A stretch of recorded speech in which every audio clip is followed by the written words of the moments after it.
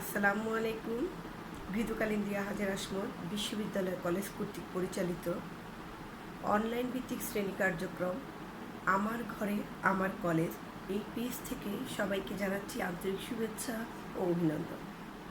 সুপ্রিয় শিক্ষার্থীবৃন্দ, কেমন আছো তোমরা? আশা করি সবাই ভালো আছো।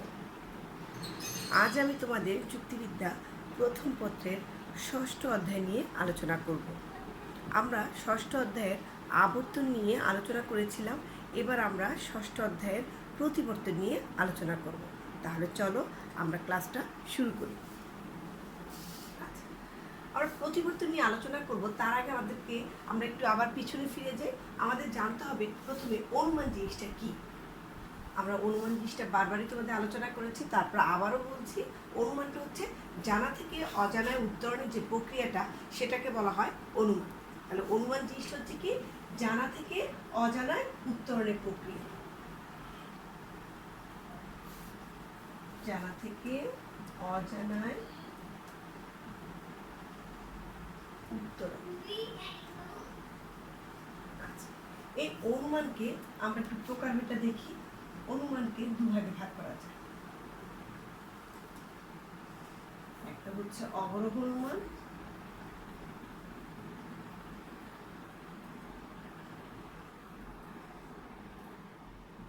আরেকটা হচ্ছে আরোহ অনুমান।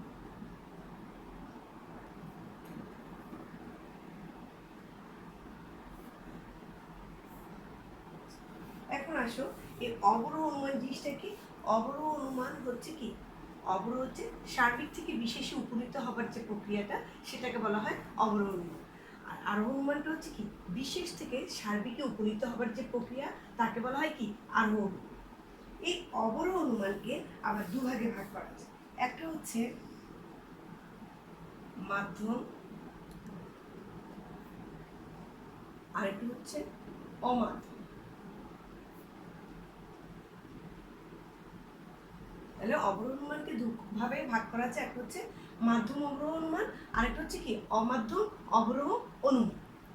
এবার আসো, এই অমাধ্যম অনুমানকে 10 ভাগে ভাগ করা যায়। এই অমাধ্যম অনুমানকে কয় ভাগে ভাগ করা যায়? 10 ভাগে। এই 10 ভাগের মধ্যে প্রথম যেটা ছিল সেটা হচ্ছে কি? আবর্তন, যেটা নিয়ে কিন্তু আমরা ক্লাস একটা নিয়ে ফেলেছি অলরেডি। দ্বিতীয়টা হচ্ছে কি? প্রতিবর্তন। তাহলে আমাদের আজকের আলোচ্য বিষয় হচ্ছে কি? প্রতিবর্তন নিয়ে আলোচনা করা। তাহলে আমরা দেখলাম যে প্রতিবর্তনটা কোথা থেকে আসলো। প্রথমে আমরা বললাম জানা থেকে অজানা উত্তরের যে প্রক্রিয়া, তাকে বলা হয় কি? অনুমান। অনুমানকে দুভাগে ভাগ করা যায়। একটা হচ্ছে অবরোহ অনুমান, আর একটা হচ্ছে আরোহ অনুমান। অবরোহ অনুমান হচ্ছে কি? সার্বিক থেকে বিশেষে উপনীত হবার প্রক্রিয়া। আর আরোহ অনুমান হচ্ছে কি? বিশেষ থেকে সার্বিকে উপনীত হবার একটা প্রক্রিয়া।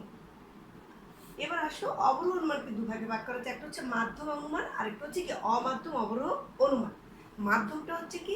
একাধিক আশ্রবাক্য থেকে যে সিদ্ধান্তটা অনুমিত হয়, সেটাকে বলা হয় মাধ্যম অবরোহ অনুমান।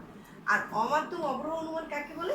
যেখানে একটি মাত্র আশ্রবাক্য থেকে সিদ্ধান্ত নিশ্চিত হবে, তাকে বলা হবে কি? অমাধ্যম অবরোহ অনুমান। এখন আমাদের আলোচ্য বিষয় হচ্ছে কি? প্রতিবর্তন। তাহলে আসলে আমরা প্রতিবর্তন নিয়ে একটু আলোচনা করি।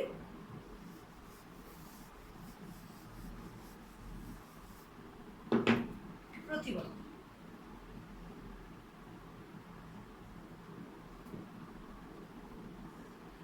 প্রতিবর্তন নিয়ে আলোচনা করতে গেলে প্রতিবর্তনের একটা সংজ্ঞা আমাদের বলতে হয়। সেটা হচ্ছে যে অমাধ্যম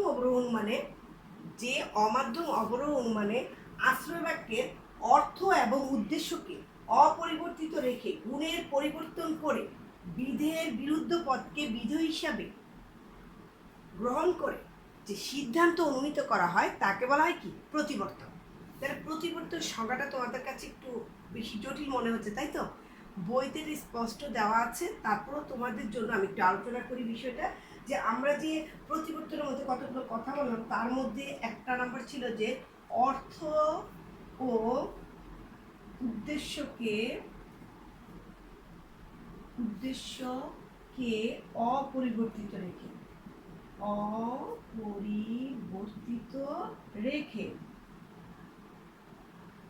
তারপরে কি বলেছি? গুণের পরিবর্তন করে এই সংজ্ঞার মধ্যে কতগুলো বৈশিষ্ট্য দেখে। অর্থ উদ্দেশ্য অপরিবর্তিত রেখে গুণের পরিবর্তন করে। 3 নম্বর আমরা বলতে পারি যে বিধের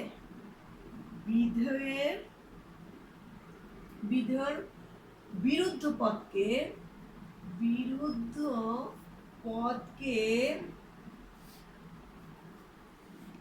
বিধে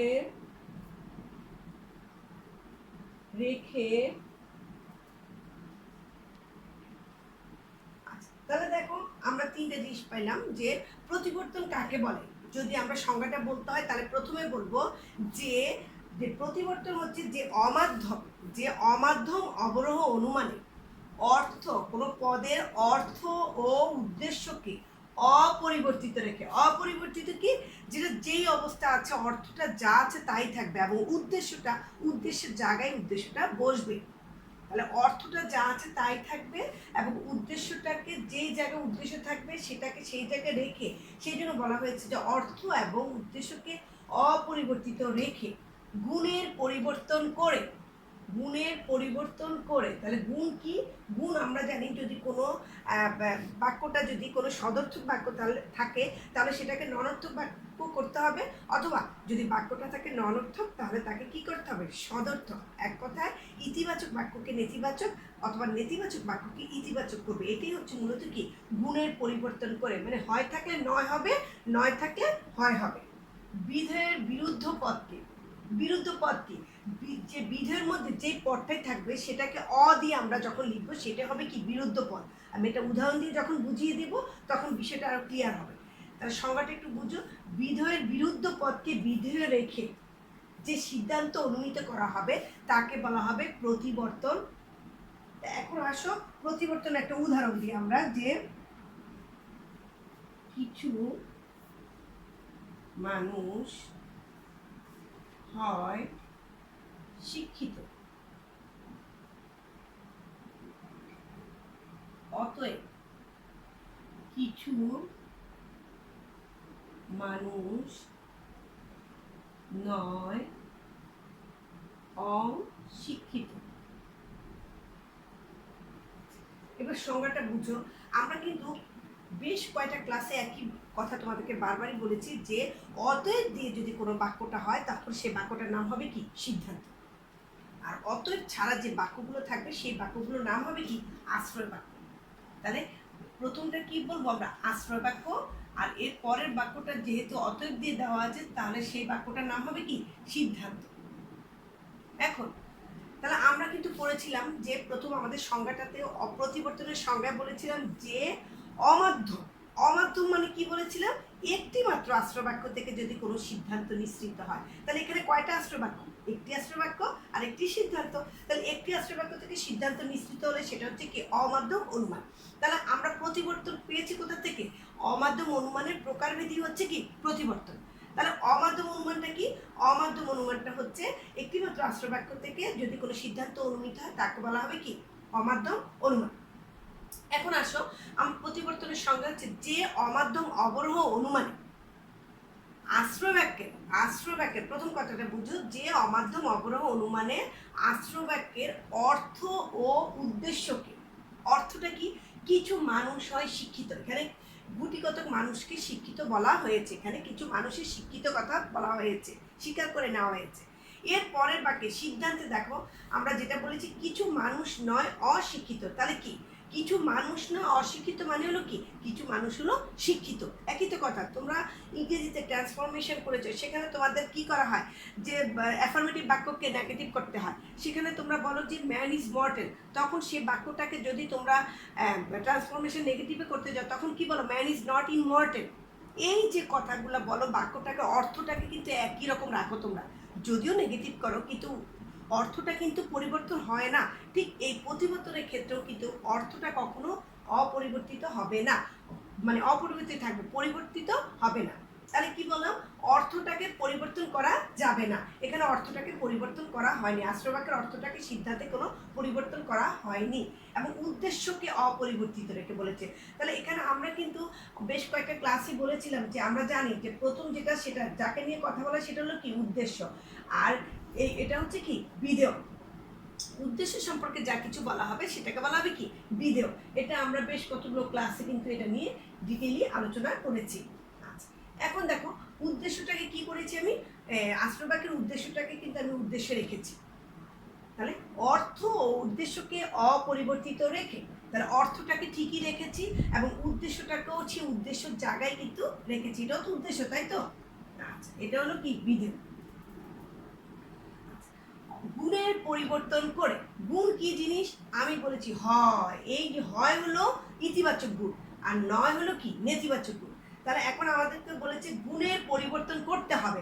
তাহলে হয় যদি কোনো বাক্যে থাকে তাহলে সে বাক্যটাকে কিসে নিতে হবে, নয় নিতে হবে। আর যদি কোনো বাক্য নয় থাকে তাহলে সেটাকে কিসে নিতে হবে, হয় নিতে হবে। এটি হলো প্রতিবর্তনের মূল কথা। তাহলে প্রতিবর্তনের মূল বক্তব্য যেটা সেটা হচ্ছে গুণের পরিবর্তন করতে হবে। গুণটা কোনটা, ইতিবাচক বাক্য হয় থাকলে ইতিবাচক বাক্য আর নয় থাকলে নেতিবাচক বাক্য। তাহলে গুণের পরিবর্তন করে বিধেয়ের বিরুদ্ধ পদকে বিধেয়ে রেখে, বিধেয়ের বিরুদ্ধ পদ, বিধেয় কোনটা আমরা জানি শিক্ষিত, এটা হচ্ছে কি বিধেয়। বিধেয়ের বিরুদ্ধ পদ কি হবে, আমি বলেছি যে বিধেয় পদ যে কোনো থাকুক না কেন তুমি শুধু এর আগে অ লিখে দিবা, তাহলে সেটা হয়ে যাবে কি বিরুদ্ধ পদ। তাহলে বিধেয়ের বিরুদ্ধ পদকে বিধেয়ে রাখতে হবে। তাহলে শিক্ষিতর বিরুদ্ধ পদ কি হয়েছে, অশিক্ষিত। তাহলে সেটাকে কি করেছে আমি বিধেয়তে রেখেছি না, বিধেয়তে রেখেছি। তাহলে যে সিদ্ধান্তটা অনুমিত করা হয়েছে তাকে বলা হবে কি প্রতিবর্তন। তাহলে বিষয়টা কি ক্লিয়ার করতে পারলাম যে যে অমাধ্যম অবরোহ অনুমানে কোনো আশ্রয় বাক্যের অর্থ ও উদ্দেশ্যকে অপরিবর্তিত রেখে, অর্থটা এবং উদ্দেশ্যটাকে অপরিবর্তিত রেখে গুণের পরিবর্তন করে, গুণটাকে চেঞ্জ করেছি, বিধেয়ের বিরুদ্ধ পদকে বিধেয়ে রেখে, বিধেয়ের বিরুদ্ধ পদ হলো শিক্ষিত, সরি বিধেয় হলো শিক্ষিত, এর বিরুদ্ধ পদ হচ্ছে কি অশিক্ষিত, সেটাকে আমি বিধেয়ে রেখেছি। এটা করে যে সিদ্ধান্তটা অনুমিত করেছি সেটার নামই হচ্ছে প্রতিবর্তন। আমার মনে হয় বিষয়টা তোমাদের কাছে এখন আরেকটু ক্লিয়ার হলো।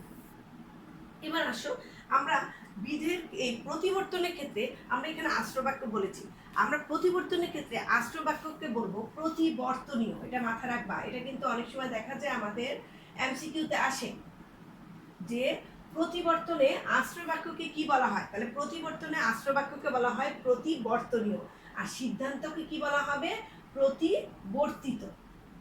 এই শব্দটা কিন্তু সবাই জেনে রাখবা, এটা প্রায় পরীক্ষায় আসে। যেমন আমরা পড়েছিলাম আবর্তনের ক্ষেত্রে আশ্রয় বাক্যকে বলা হয় আবর্তনীয় আর সিদ্ধান্তকে বলা হয় কি আবর্তিত। ঠিক তেমনি প্রতিবর্তনের ক্ষেত্রে আশ্রয় বাক্যকে বলা হবে প্রতিবর্তনীয় আর সিদ্ধান্তকে বলা হবে কি প্রতিবর্তিত। তাহলে এবার আসো আমরা বিষয়টা দেখলাম। এখন আসো প্রতিবর্তনের কতগুলো নিয়ম আছে। প্রতিবর্তনের 4টি নিয়ম আছে। পরীক্ষায় কিন্তু আবর্তন এবং প্রতিবর্তন খুব ইম্পর্টেন্ট একটা প্রশ্ন, এবং এটা লেখা অল্প কিন্তু নাম্বার কিন্তু ভালো পাওয়া যায়। আমি আশা করব পরীক্ষায় তোমরা এই প্রশ্নটা অ্যাটেন্ড করার জন্য, যেহেতু এই প্রশ্নটাতে কি হয় নাম্বার খুব সহজেই পাওয়া যায় অল্প লিখে। তাহলে প্রতিবর্তনের আমরা যদি নিয়ম বলি, তাহলে নিয়মের ক্ষেত্রে প্রতিবর্তনের নিয়ম হচ্ছে কয়টি, 4টি। 1 নম্বর নিয়ম, 1 নম্বর নিয়ম যদি আমরা বলি যে আশ্রয় বাক্যের উদ্দেশ্য, দেখো এটাকে আমি আশ্রয় বাক্য বলেছি। এখন আশ্রয়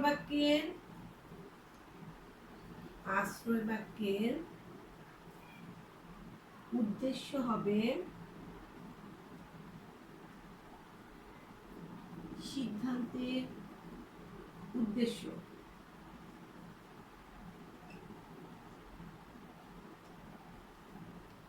দেখো তো এই যে নিয়মটার কথা বলেছি, আশ্রয় বাক্যের উদ্দেশ্য হবে সিদ্ধান্তের উদ্দেশ্য। দেখো তো এটা আশ্রয় বাক্যের উদ্দেশ্য না মানুষ, আশ্রয় বাক্যের উদ্দেশ্য হচ্ছে কি মানুষ, আর সে মানুষকে আমি সিদ্ধান্তের কি উদ্দেশ্যতে রেখেছি না, তাহলে আশ্রয় বাক্যের উদ্দেশ্য হবে সিদ্ধান্তের উদ্দেশ্য। 2 নম্বর পয়েন্ট হচ্ছে আশ্রয় বাক্যের, আমি লিখছি না, আশ্রয় বাক্যের বিধেয় হবে, আশ্রয় বাক্যের বিধেয়ের বিরুদ্ধ পদ হবে, আশ্রয় বাক্যের বিধেয়ের বিরুদ্ধ পদ হবে সিদ্ধান্তের বিধেয়।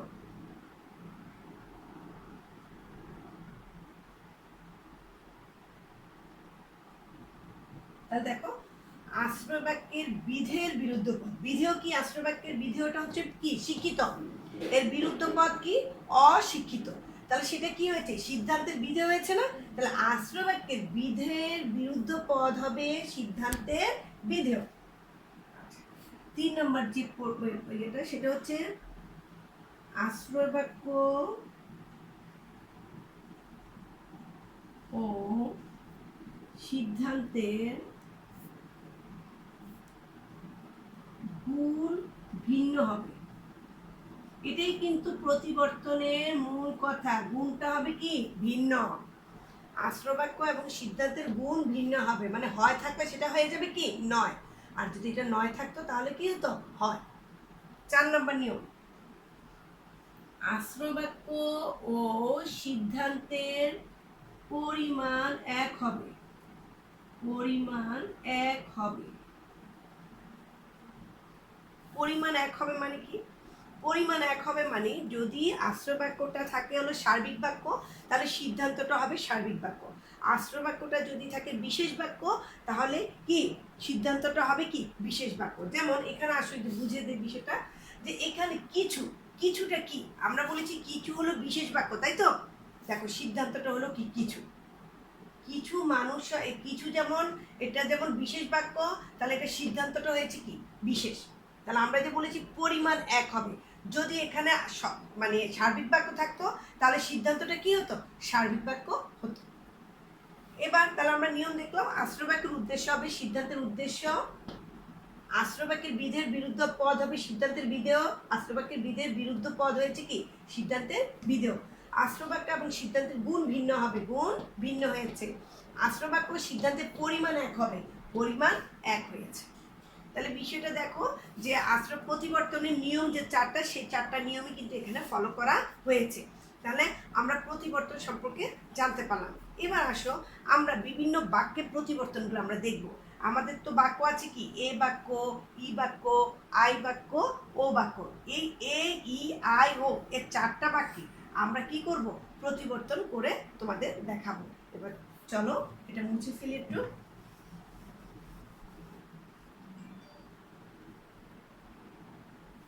এ বাক্যের প্রতিবর্তন। আচ্ছা, এ বাক্যের প্রতিবর্তন আমরা একটা উদাহরণের সাহায্যে আগে বলি, তারপরে বিষয়টাকে ক্লিয়ার করি। এ বাক্য,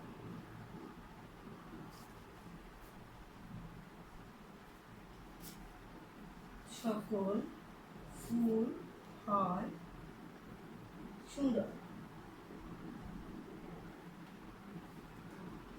অতএব কোনো ফুল নয় অসুন্দর। এটা কি বলেছি, প্রথমটা আশ্রয় বাক্যটা হবে কি, এটা না হবে সরি প্রতিবর্তনীয়। প্রতিবর্তনীয়, এটা হলো কি প্রতিবর্তিত। এখন আসো এই যে আমাদের বাক্যটা আমরা বললাম এ বাক্যের প্রতিবর্তনের একটা উদাহরণ দিলাম। আমাকে বলেছে যে আশ্রয় বাক্যের উদ্দেশ্য হবে সিদ্ধান্তের উদ্দেশ্য। আশ্রয় বাক্যের উদ্দেশ্য হবে সিদ্ধান্তের উদ্দেশ্য, আমি পেলাম প্রথম নিয়মটা। দ্বিতীয়টা হচ্ছে আশ্রয় বাক্যের বিধেয়ের বিরুদ্ধ পদ হবে সিদ্ধান্তের বিধেয়। তাহলে বিধেয়টা কি সুন্দর, সুন্দরের বিধেয় পদ কি অসুন্দর, এটা হয়েছে কি এটা হচ্ছে সিদ্ধান্তের বিধেয়।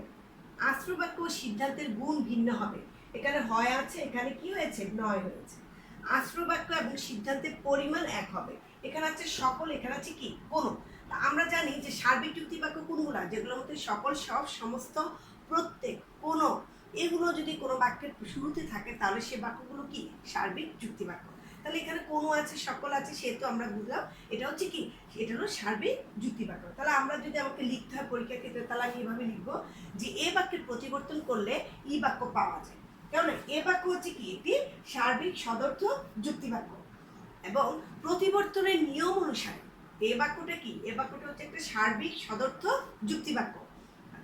আর এই প্রতিবর্তনের নিয়ম অনুসারে যে আশ্রয় বাক্য এবং সিদ্ধান্তের গুণটা ভিন্ন হবে, আর কি করতে হবে পরিমাণটা এক রাখতে হবে, গুণ ভিন্ন হতে হবে। তাহলে আশ্রয় বাক্যের গুণ যদি ভিন্ন হতে হয়, তাহলে আমাদের আশ্রয় বাক্যটা হচ্ছে কি হয়, এখানে হয় আছে যেহেতু এই বাক্যটা হচ্ছে কি সার্বিক সদর্থক যুক্তি বাক্য। সার্বিক কেন বলেছি, এটা সকল আছে এই জন্য সার্বিক, আর সদর্থক বলেছি এখানে হয় আছে এই জন্য। তাহলে এটাকে যদি আমার গুণের পরিবর্তন করতে হয় তাহলে অবশ্যই আমাকে সদর্থক বাক্যকে ননর্থক বাক্যে নিতে হবে। তাহলে আমি জানি যে যুক্তি বাক্যের ভিতরে এ এবং ই হলো, এ হলো সার্বিক সদর্থক আর ই হচ্ছে কি সার্বিক ননর্থক একটা যুক্তি বাক্য। তাহলে সার্বিক ননর্থক যেহেতু যুক্তি বাক্য তাহলে আমি ইটাকে নিয়েছি, কিন্তু আমি যদি ননর্থক যুক্তি বাক্য ওকে নিই, ও বাক্যকে নেই তাহলে কিন্তু হবে না। কেন হবে না, সেখানে এখানে সার্বিক আছে বাক্যটা, এখানে সার্বিক আছে বাক্যটা, কিন্তু যদি আমি ও বাক্য নেই তাহলে সেখানে কিছু লিখতে হবে। কিছু হলে সার্বিক যুক্তি বাক্য আর বিশেষ যুক্তি বাক্য হয়ে যাবে। এই কারণে এ বাক্যের প্রতিবর্তন সবসময় ই বাক্য হবে, এ বাক্যের প্রতিবর্তন কখনো ও বাক্য হবে না। তুমি বলতে পারো যে ম্যাডাম ওখানে তো ওর মধ্যে নয় আছে, হ্যাঁ নয় আমি গুণের পরিবর্তন করতে ঠিকই পারলাম, কিন্তু পরিমাণগত দিক থেকে আমার নিয়মটাকে অনুসরণ করা হবে না। পরিমাণের দিক থেকে হয়ে যাবে একটা সার্বিক একটা বিশেষ, সেই জন্য আমরা এ বাক্যের প্রতিবর্তন ও বাক্য করবো না, এ বাক্যের প্রতিবর্তন হবে কি ই বাক্য। তাহলে আমরা এক কথা বলবো যে এ বাক্যের প্রতিবর্তন হবে ই বাক্য। যেহেতু এ বাক্য হলো একটা সার্বিক সদর্থক যুক্তি বাক্য, সেই জন্য এর প্রতিবর্তিতকে বা এর সিদ্ধান্তকে অবশ্যই হতে হবে একটা সার্বিক ননর্থক যুক্তি বাক্য। আর সার্বিক ননর্থক যুক্তি বাক্য হিসাবে ই বাক্যটা এখানে বসছে, আর এখানে কি হলো এটার যে বিরুদ্ধ পদটা এখানে বসলে তাহলে দেখা যাচ্ছে যে সকল ফুল হয় সুন্দর আর কোনো ফুল নয় অসুন্দর, এই যে কথাটা এটার মধ্যে অর্থটা কি রয়েছে, অপরিবর্তিত রয়েছে। এবার আসো আমরা ই বাক্যের প্রতিবর্তন দেখব।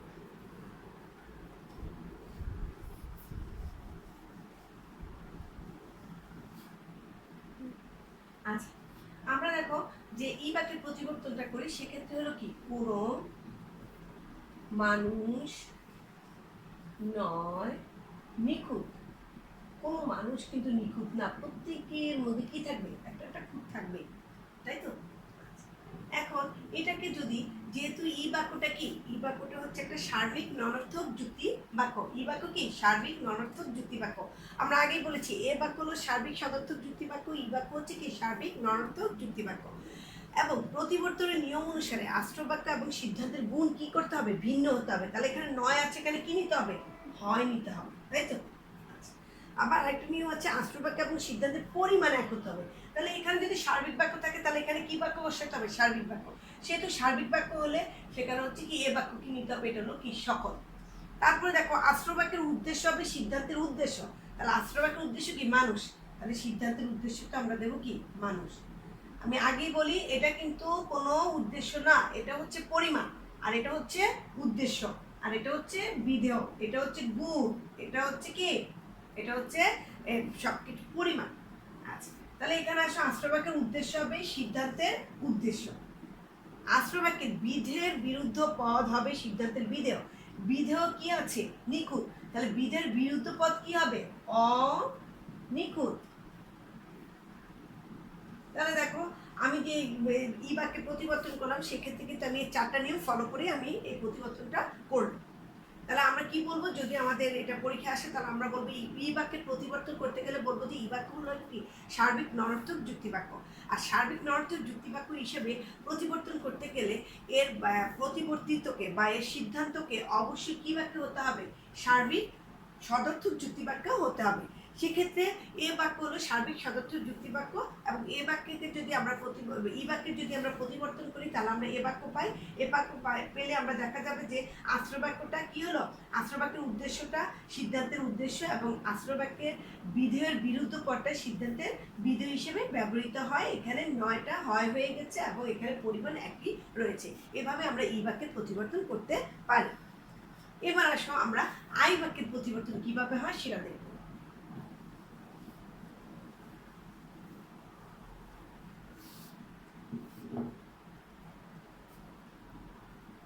আই বাক্যের প্রতিবর্তন, আই বাক্য কিছু মানুষ হয় সৎ, অতএব, অতএব দিয়ে আমি ও বাক্য লিখে দিয়েছি, তাই তো। তাহলে দেখো কিছু মানুষ হয় সৎ, এখানে আমরা নিয়মে আসি। প্রথমে কি আশ্রবাক্যের উদ্দেশ্য হবে সিদ্ধান্তের উদ্দেশ্য, আশ্রবাক্যের উদ্দেশ্য হবে সিদ্ধান্তের উদ্দেশ্য। আশ্রবাক্যের বিধেয়ের বিরুদ্ধ পদ হবে সিদ্ধান্তের বিধেয়। বিধেয়ের বিরুদ্ধ পদ কি? অসৎ। সতের বিরুদ্ধ পদ কি হবে? অসৎ। আশ্রবাক্য ও সিদ্ধান্তের গুণ ভিন্ন হবে। গুণ ভিন্ন মানে কি? হয়টা কি হয়ে যাবে? নয়। আশ্রবাক্য ও সিদ্ধান্তের পরিমাণ এক হবে। তাহলে এখানে কিছু থাকলে কি হবে? কিছু, পরিমাণ এক হবে। তাহলে দেখো, আমরা জানি কিছু হয় থাকলে সেটা আই বাক্য, কিছু নয় থাকলে সেটা কি? ও বাক্য। তাহলে আমরা দেখলাম যে আই বাক্যের প্রতিবর্তন কি হবে? ও বাক্য। কারণ আই বাক্য হচ্ছে বিশেষ একটা সদর্থক যুক্তি বাক্য। বিশেষ সদর্থক যুক্তি বাক্য হিসেবে এর প্রতিবর্তিতকে মানে এর সিদ্ধান্তটাকে হতে হবে কি? বিশেষ নরর্থক যুক্তি বাক্য। সেক্ষেত্রে বিশেষ নরর্থক যুক্তি বাক্য হলো কি বাক্য? ও বাক্য। এক্ষেত্রে আমরা দেখলাম যে আই বাক্যকে প্রতিবর্তন করতে গেলে প্রতিবর্তনের নিয়ম অনুসারে যেহেতু গুণ এবং পরিমাণ, গুণটাকে ভিন্ন হতে হবে, পরিমাণ এক থাকতে হবে, তাহলে সেক্ষেত্রে আই বাক্যের প্রতিবর্তন হবে কি বাক্য? ও বাক্য। তাহলে আমরা বিষয়টা বুঝতে পারলাম যে আই বাক্যের প্রতিবর্তন হবে কি? ও বাক্য। এবার আসো আমরা ও বাক্যের প্রতিবর্তন করি।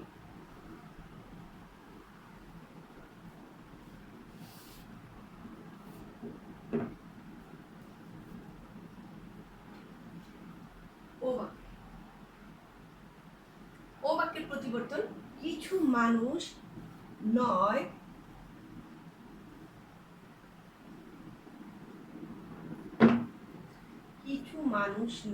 যুক্তিবাদী।